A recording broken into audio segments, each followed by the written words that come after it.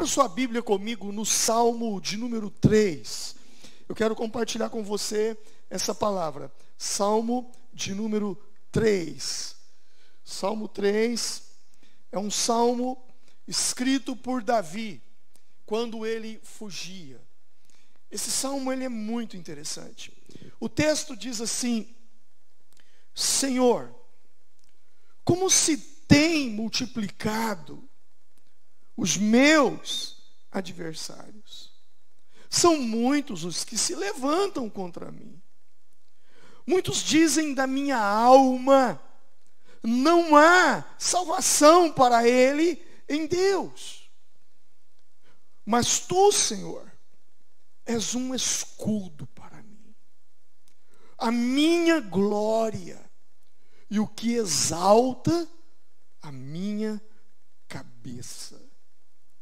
Com a minha voz clamei ao Senhor, e Ele ouviu-me desde o seu santo monte. Eu me deitei e dormi. Acordei, porque o Senhor me sustentou. Não terei medo de 10 milhares de pessoas que se puserem contra mim ao meu redor. Levanta-te, Senhor. Salva-me, Deus meu, pois feriste a todos os meus inimigos nos queixos, quebrastes os dentes aos ímpios. A salvação vem do Senhor, sobre o teu povo seja a tua bênção. Amém e amém. Este salmo, ele é um salmo que foi escrito em um momento muito difícil da vida do rei Davi. Davi, quando escreveu esse salmo, ele estava em fuga. E nesse salmo ele fala: Deus, como tem se multiplicado os meus adversários, como tem se multiplicado os meus inimigos. Mas quando ele fala de inimigo, não é qualquer inimigo, não é um estranho, não é alguém que vivia em outra nação, como um filisteu. Não, ele está falando do seu filho, Absalão.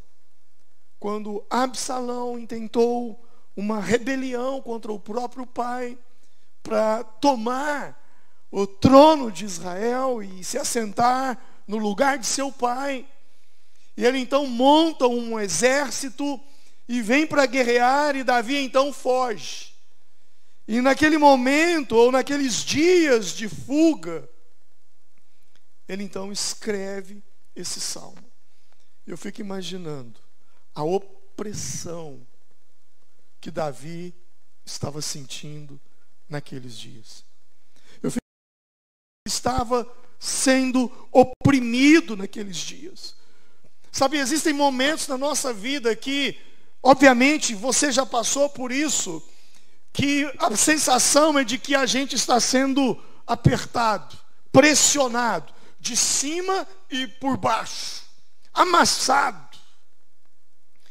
E era assim que Davi se sentia naquele momento, oprimido, apertado pela circunstância, pelo momento em que ele estava vivendo naquele instante. Sabe, há momentos na nossa vida que a pressão é tanta, que a gente não sabe o que fazer, para onde ir, o que falar, com quem conversar. Sabe, a gente não sabe se vai, se volta, se fica. E era isso que Davi estava vivendo naquele momento. E ele então escreve esse salmo. E nesse salmo ele abre o coração. Nesse salmo ele compartilha a dor e a opressão com a qual ele estava vivendo. E ele dizia: Deus, como tem se multiplicado os meus inimigos. Como tem se multiplicado os meus adversários. É como se ele estivesse falando: Deus, é tanto problema que eu nem sei mais o que falar e por onde começar. Há quem diga que problemas não andam sozinhos, ou problema não anda sozinho, ele anda acompanhado. É possível que você em algum momento passou por um problema familiar e no mesmo tempo você também vivenciava uma crise no seu trabalho e ao mesmo tempo você passava por um problema de enfermidade e por uma crise financeira. Você fala: eu não sei o que fazer, são tantos os problemas. E foi para estes momentos na vida que Davi agora está tentando nos dar o norte. A palavra está nos mostrando o que fazer. E esse Salmo 3, ele mostra o poder da oração. Na verdade, o poder da oração não é o poder da oração, porque a oração, ela não tem poder. A oração em si, ela não tem poder, mas é o poder que ela libera. A oração, ela libera poder. A oração é como uma chave, ela não é a porta, mas é como uma chave que abre várias portas. Um certo cristão, ele orava a Deus, ele dizia: Deus, eu sei o quanto a oração é importante, mas eu não consigo orar. Então ele dizia: Deus, ajude-me a orar, eu não consigo. E Deus então lhe respondeu: eu te ajudo a orar quando você começar a orar. Interessante essa colocação. Eu te ajudo a orar quando você começar a orar. Enquanto você ora, Deus te ajuda a orar. Romanos 8, 26. Tenho citado por vários domingos esse texto. Nós não sabemos orar como convém, mas o Espírito intercede por nós. O texto diz: nós não sabemos orar como convém, mas o mesmo Espírito intercede por nós. Ou seja, você não sabe orar, mas quando você começa a orar, Deus te ajuda a orar, Deus te ajuda a interceder. Oração não é fácil. Eu reconheço que oração não é fácil. Oração é uma guerra. Quando você se dispõe a orar, na verdade, você se dispõe a guerrear. Você se dispõe a guerrear contra o diabo, você se dispõe a guerrear contra suas próprias emoções, contra a sua própria carne. Não é fácil, mas você precisa iniciar. Quando você se dispõe a orar, imediatamente a sua mente distrai. Eu não sei se você já se deu conta disso, mas você está legal, você está tranquilo, você está muito desperto. Você está muito... você está, num determinado momento, você está acordado, você está lúcido e despertado, mas você diz: eu vou orar. E no momento que você diz: eu vou orar, com menos de 1 minuto de oração, a primeira coisa que você faz é: sim ou não? Você não tem sono, mas quando você começa a orar, você começa a abrir a boca de sono. Porque é uma luta, é uma batalha. Um dos momentos, uma das coisas mais difíceis na oração é você manter o foco na oração. Porque quando você está orando, você começa a pensar 1 milhão de coisas. Coisas que não tem nada a ver te vem à mente. Por quê? Porque de fato, oração é uma batalha. E quando você começa a orar, a vitória é garantida para você. Por isso o inimigo, ele tenta de todas as formas impedir com que você ore. Olha como é que esse salmo começa. O salmista começa dizendo no versículo 1 sobre a multiplicação dos seus adversários. Ele começa dizendo, ele começa a até falar dos comentários que os seus adversários fazem sobre ele, dizendo: olha, para ele não há salvação, para ele não tem mais jeito. É o que diz o salmo, versículo 1 e o 2, ele começa a mostrar os problemas que não diminuem, mas se multiplicam. Mas observe, entre o versículo 1 que fala da multiplicação dos adversários, o versículo 2 que fala do que os adversários falam sobre ele. Então é um momento tenso, é um momento de opressão. Mas de repente, no versículo 5, ele diz assim: então eu me deitei e dormi e acordei, porque o Senhor me sustentou. Gente, parece paradoxal isso. O versículo 1, sabe aquele momento de angústia, aquela opressão, aquela coisa ruim. E de repente, quem está vivendo um momento de opressão, um momento de angústia, de aflição, de aperto, de repente essa pessoa diz: não, e daí? Eu fui deitar e eu dormi, porque o Senhor me sustenta. Agora, entre o versículo 1, que é o versículo que mostra a opressão, e o versículo 5, que é o versículo no qual mostra que ele descansou e foi dormir, existe uma coisa muito poderosa, que muda tudo. Olha só, um fato que aconteceu no versículo 4.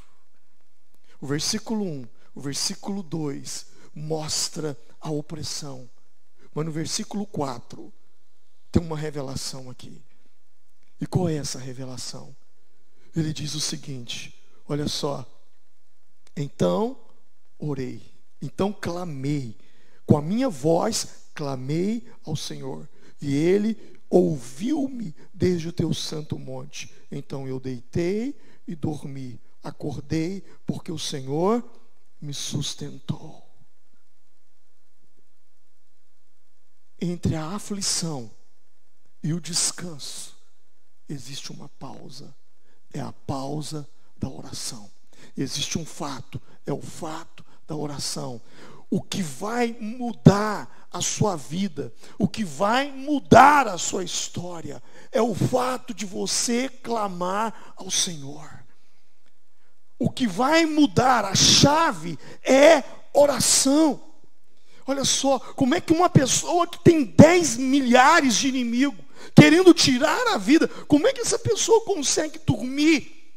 Entre o seu estado emocional que abala e o sono, existe um fato. E o fato é: eu clamei ao Senhor e o Senhor me ouviu. Ponto. Mas espera aí. Eu clamei ao Senhor e o Senhor me ouviu? Mas os inimigos acabaram? A perseguição acabou? Absalão foi embora? O exército foi derrotado e Davi foi dormir? Não. Absalão continuou onde estava. O exército continuou armado. Os inimigos se multiplicando cada dia. Mas dentro dele, tudo começou a mudar. As coisas mudaram dentro dele. Ele já não está mais naquela opressão. O que faz a diferença é o clamor.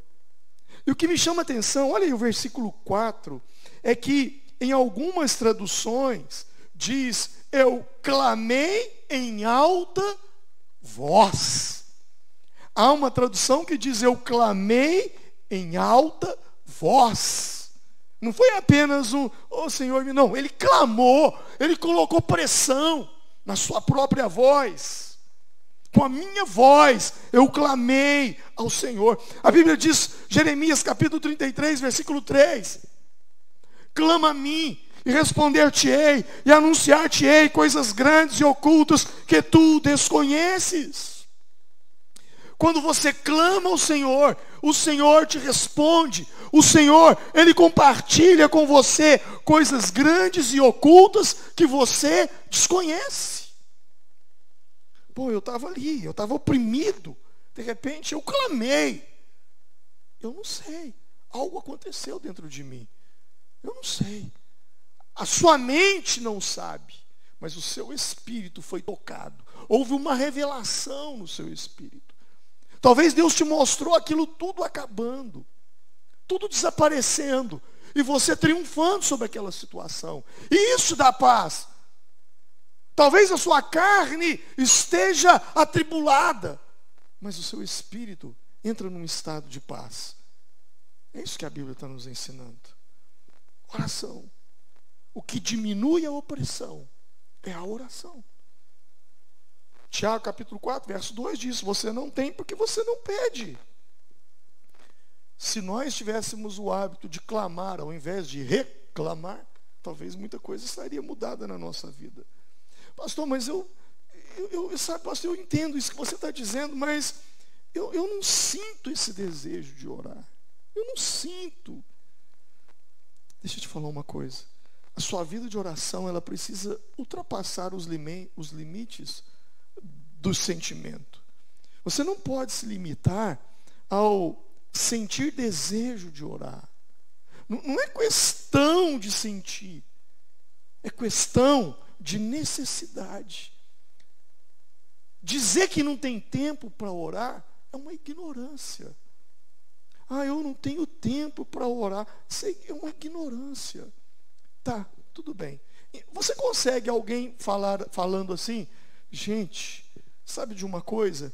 Eu não tenho tempo para ir no posto de gasolina colocar combustível no meu carro. Eu não tenho como ir num posto eu não tenho. Você já viu alguém falar isso? Não, eu não abasteço porque eu não tenho tempo. Como assim? É uma frase sem nexo. É uma frase que não tem entendimento. Não, eu não abasteço porque eu não tenho tempo. É o mesmo que dizer: não, eu não oro porque eu não tenho tempo. Martinho Lutero. Um dia chegaram para Martinho Lutero e, conversando com ele, Martinho Lutero, ele disse para aquela pessoa o seguinte: eu tenho tanto que fazer que eu não posso prosseguir sem gastar pelo menos 3 horas de oração. Eu tenho tanta coisa para fazer, mas é tanta coisa para resolver, que eu não posso orar menos que 3 horas. É isso que ele estava dizendo. É isso. Quanto mais coisa para fazer, mais necessidade de oração. A falta de oração, ela produz em nós falta de motivação. Salmo 42, a Bíblia, ela nos diz, o salmista ali, é interessante que os filhos de Coré, eles, no Salmo 42, eles dizem o seguinte, no versículo de número 3, ele diz: as minhas lágrimas servem-me de mantimento de dia e de noite, porquanto me dizem constantemente: onde está o seu Deus? No versículo 5, ele começa um alto diálogo, ele diz: por que estás abatido, a minha alma? Por que te perturbas dentro de mim? Espera em Deus, pois ainda o louvarei. No versículo 11 do capítulo 42, ele diz: por que estás abatido, a minha alma? E por que te perturbas dentro de mim? Sabe, esse homem, ele estava tão angustiado, tão desmotivado, tão desanimado com a vida. É possível que algum dia você já sentiu assim. Mas ao mesmo tempo ele mostra o porquê da angústia. Ao mesmo tempo ele mostra o porquê do seu desânimo. E no versículo 1 e 2, ele diz: como a corça suspira pelas águas, assim suspira minha alma por ti, ó Deus. A minha alma tem sede de Deus, do Deus vivo, quando entrarei e me apresentarei ante a tua face. Esse salmo, a Bíblia nos mostra o cansaço, a fadiga, o estresse, e mostra que tudo isso é a falta de oração.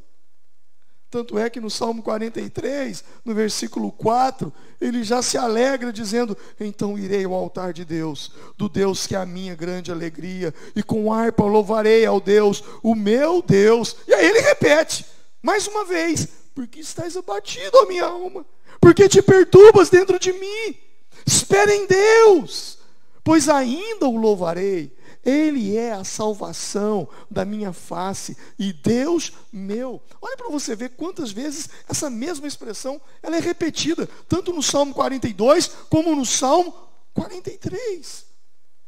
Mostrando que esse abatimento de alma, essa falta de motivação, esse desânimo, esse desencorajamento, essa falta de prosseguir, ela é consequência da falta de sede de Deus, da falta de parar e clamar ao Senhor diante dos milhares adversários, inimigos e bloqueios que se levantam contra nós. Alguém talvez pode estar perguntando assim: pastor, e quanto tempo eu devo gastar em oração? Eu não sei. Cada um tem seu limite, cada um tem sua necessidade.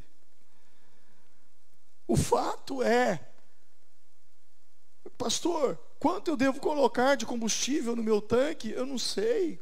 Quantos quilômetros você pretende andar? Quantos quilômetros seu carro faz com 1 litro de gasolina, ou de álcool, ou de diesel?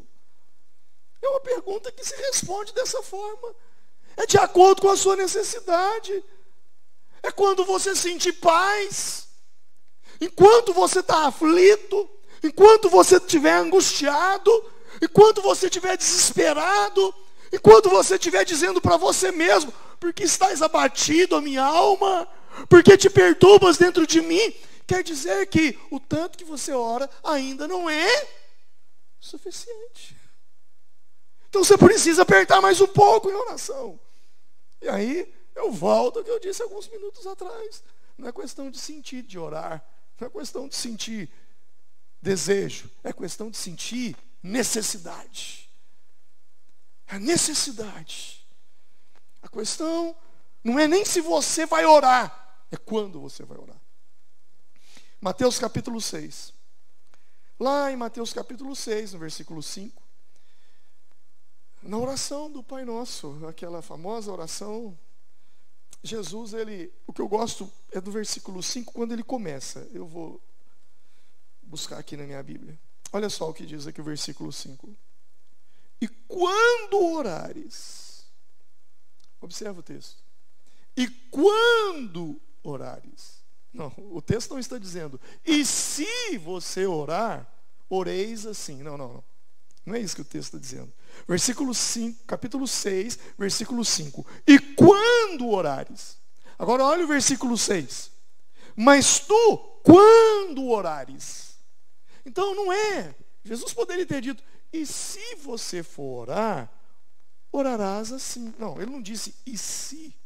Porque e se eu posso, eu não posso. Então não é questão de e se, é questão de quando. Isso vai acontecer. Você precisa fazer isso. Você precisa vivenciar isso, experimentar isso.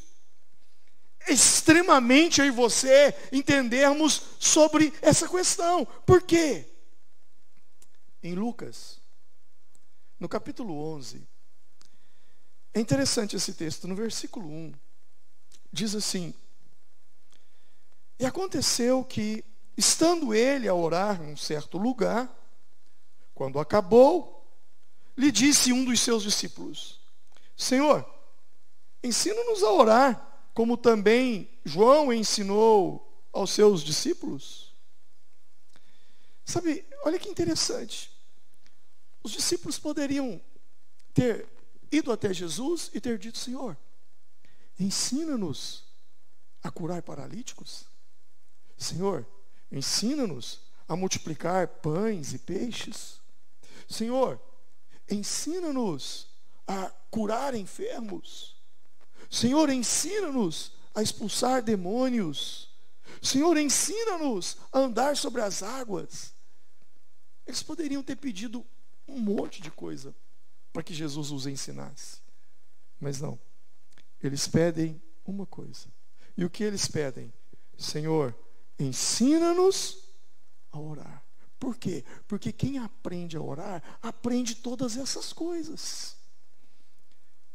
Quem aprende a orar, quem tem vida de oração, ele consegue fazer todas essas coisas. Porque essas coisas não provêm dele, provém de Deus. É tempo com Deus, é vida com Deus, é oração. Então, se você está oprimido, se você está angustiado, se você está vivendo um tempo difícil na sua vida, um tempo dentro de você, ruim, mal, é porque está faltando oração na sua vida. é porque você precisa orar um pouco mais. Eu não estou falando, se você tem problemas, é porque você está orando pouco. Não estou falando sobre isso. Não. Você tem problemas, é uma coisa. Davi, quando ele ora, os problemas dele continuaram lá, do mesmo jeito. Absalão, seu exército. Mas a Bíblia, ele diz, clamei ao Senhor, e ele me ouviu. E então eu deitei e dormi, porque o Senhor me sustenta. Amém? A situação vai continuar talvez pegando fogo em volta, mas aqui dentro há uma convicção de que Deus me ouviu e que Deus já está tomando essa causa nas mãos dele, e ele já está me abençoando. Senhor, ensina-nos a orar. Ensina-nos a orar. A conclusão que os discípulos chegam é: se eu gastar horas de oração, eu poderei resolver os meus problemas em 1 minuto. Eu me lembro, alguns anos atrás, quando eu estava bem no iniciozinho do meu ministério, eu estava pastoreando uma igreja em Belo Horizonte, na região de Venda Nova. Eu morava lá e pastoreava uma igreja. E era uma igreja bem pequena, bem pequena. A bem da verdade, a igreja só tinha um membro. Aliás, com a Romildo e o Jonatas, que o Jonatas tinha 1 mês de idade, então nós tínhamos 3 membros. Um irmão, que era obreiro, diácono da igreja, Romildo e o Jonatas. E eu, 4, era o tamanho da nossa igreja. Eu me lembro que eu saí para evangelizar, eu evangelizava o domingo todo, o dia todo. Eu cheguei a um ponto que Deus me abençoou com uma caixinha, essas caixinhas amplificadas. Eu ia numa casa e chegava lá: oi, bom dia, boa tarde, tudo bem? O senhor me empresta energia elétrica aí um pouquinho? O pessoal me emprestava, eu ligava a minha caixinha lá de fora, eu tinha uma extensão, e ali eu fazia um culto ao ar livre, né? Mandava bala, pregava aquilo para a região toda escutar. E às vezes eu fazia 4 cultos desses num domingo, e convidando o povo para a noite. Eu pensava: meu Deus, quantas pessoas ouviram? Vai lotar a igreja hoje. Não parecia ninguém. Ninguém. Só o irmão obreiro. Mas ninguém. Eu fiquei desesperado. E eu digo para vocês que realmente eu me frustrei. Eu fui orar ao Senhor. Eu me lembro de um dia que eu estava orando. E o Espírito Santo então me disse assim: filho, eu orava sobre isso, sobre essa questão. Ele disse: sabe qual é o seu problema?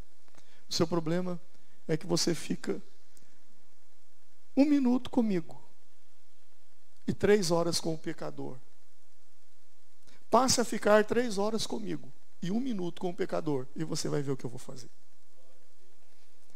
Eu entendi que não é na força do braço, não é na força da inteligência, não são planos, planejamentos, estratégias humanas, é Deus. Talvez você está tentando mais resolver a sua situação aqui na terra do que no céu. Como assim, pastor?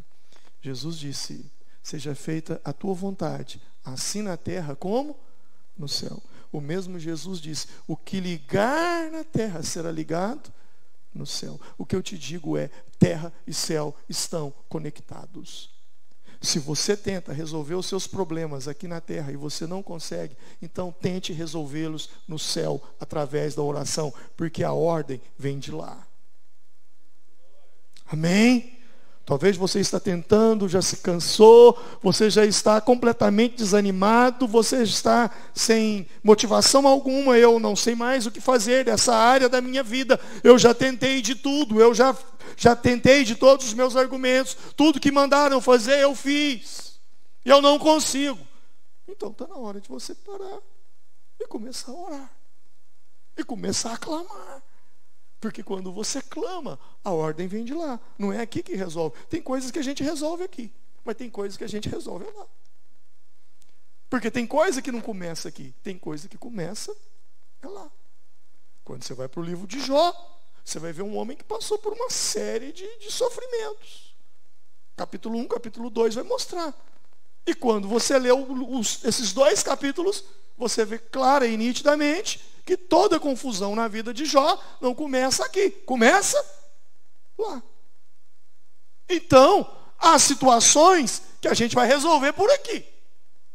Mas há situações que a gente vai ter que resolver por lá. Há situações que é na primeira instância.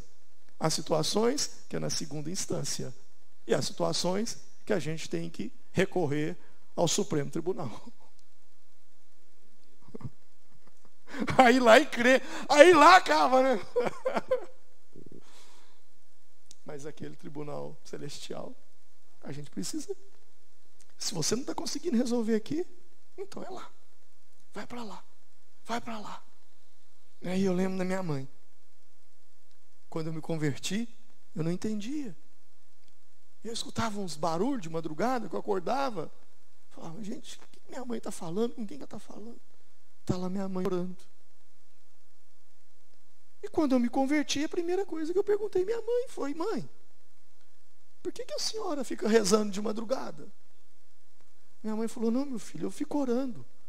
Eu falei, por que a senhora ora de madrugada, mãe? Ela falou assim, porque de madrugada a fila é menor, meu filho. Ela é uma senhora simples, sem cultura, mas a palavra dela foi essa. De madrugada a fila é menor. Eu sei que para Deus não existe fila maior, não existe fila menor, mas eu entendi muito bem o que ela queria dizer. Depois, em Provérbios, a Bíblia vai nos dizer, eu amo aos que me amam, e os que de madrugada me buscam, me encontrarão. Eu quero terminar te dizendo o seguinte, se você deseja poder para vencer a opressão, como o salmista aqui nesse salmo, você precisa criar o hábito de orar. Oração tem o poder de mudar as coisas. Pastor, e quando a oração não muda as coisas? A oração sempre muda. Ou ela muda as coisas, ou ela muda você. Ela vai mudar. Salmo 50, verso 15 diz, invoca-me no dia da angústia, e eu te livrarei, e tu me glorificarás. Vamos nos colocar em pé.